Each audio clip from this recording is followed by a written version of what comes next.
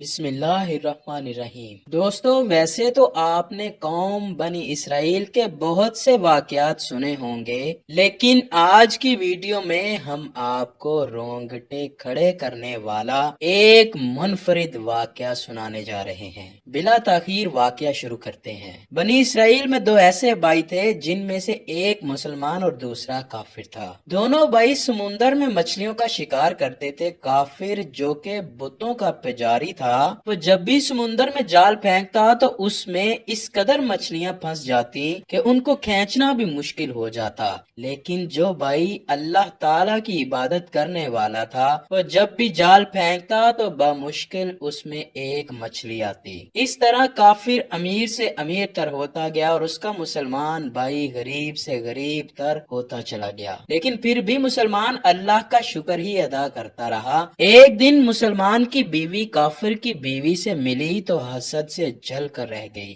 کیونکہ اس نے بہت سارے ہیرے جواہرات پہن رکھے تھے۔ مسلمان کی بیوی کہنے لگی، کاش میں بھی اتنی ہی امیر ہوتی۔ یہ سن کر کافر کی بیوی کہنے لگی، اپنے شوہر کو کہو وہ بھی ہمارے بت کی پوجا کرے، تو پھر اس کے جال میں بھی بہت مال آئے گا۔ یہ سن کر مسلمان کی بیوی کچھ غم زدہ ہو کر اپنے گھر آئی۔ جب اس کا شوہر آیا تو بیوی کا حال دیکھ کر دریافت کیا، آخر کیا بات ہے جس سے تو اس قدر غمزدہ معلوم ہوتی ہے؟ اس کی بیوی کہنے لگی، بس میاں، یا تو مجھے طلاق دے دو یا پھر اپنے بھائی کے بتوں کی پرستش اختیار کر لو۔ یہ سن کر اس کے شوہر نے کہا، خدا کی بندی، اللہ سے نہیں ڈرتی؟ ایمان کی دولت کے بعد یوں کفریاں باتیں کرتی ہے۔ وہ عورت بولی، بس اب مجھ سے زیادہ باتیں نہ بناؤ، میں اچھی طرح جانتی ہوں، جبکہ دوسری عورتوں خصوصاً تیرے بھائی کی بیوی کو میں دیکھ رہی ہوں، وہ زیورات اور عمدہ لباس سے آراستہ رہتی ہے۔ جب اس مرد مومن نے دیکھا کہ عورت ضد پر اتر آئی ہے اور اس کا اصرار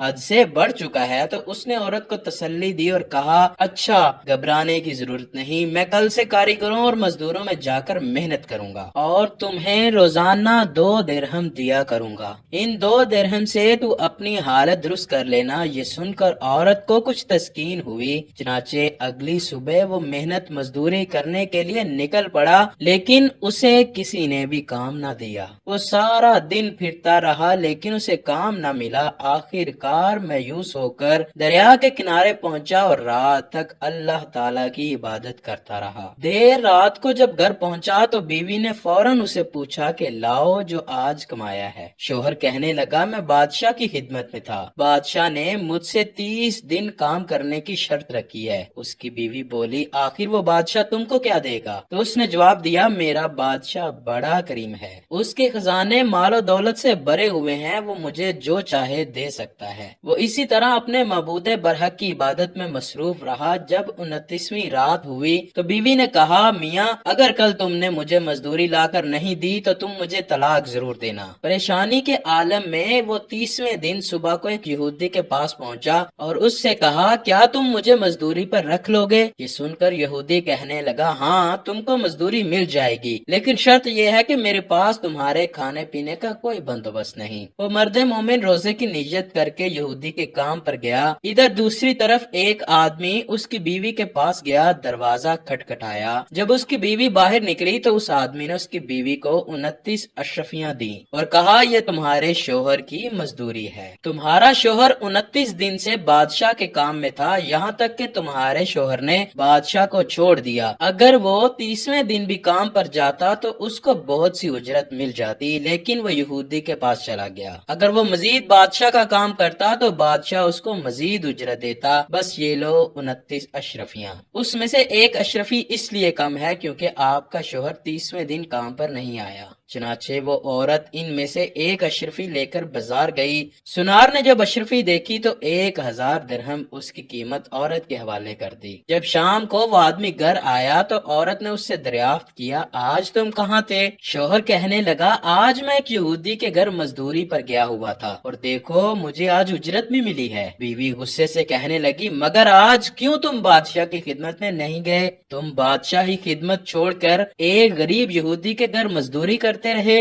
یہ دیکھو اشرفیاں، بادشاہ کی طرف سے ایک نمائندہ آیا تھا، وہ یہ دے کر گیا ہے۔ پھر بیوی نے شوہر کو اشرفیوں کی پوری بات بتائی۔ اشرفیوں کا واقعہ سن کر شوہر رو رو کر بے ہوش ہو کر گر پڑا۔ جب ہوش میں آیا تو بیوی سے کہنے لگا، مجھے بے حد افسوس ہوا کہ میں نے دو جہاں کے بادشاہ کی خدمت کو چھوڑ کر ایک یہودی کی خدمت کی۔ اپنی بیوی کو پورا واقعہ بتایا اور خود جنگل کی طرف نکل گیا۔ روایت میں ہے کہ وہاں جنگل میں وہ 2 دن اور رات بھوکا پیاسا عبادت کرتا رہا، اور وہیں جنگل میں ہی کچھ دنوں کے بعد اس کی روح اس جہان فانی سے کوچ کر گئی۔ میرے دوستو، بزرگوں کا قول ہے کہ اللہ کے ہاں دیر ہے لیکن اندھیر نہیں۔ اللہ کے خزانوں میں کوئی کمی نہیں، لیکن بعض اوقات کسی حکمت کی وجہ سے اور بعض دفعہ وہ اپنے بندوں کو آزماتا ہے، لیکن اپنے بندوں کو وہ دیتا ضرور ہے۔ اللہ تعالی ہم سب کو ہر طرح کی آزمائش میں کامیاب فرمائے۔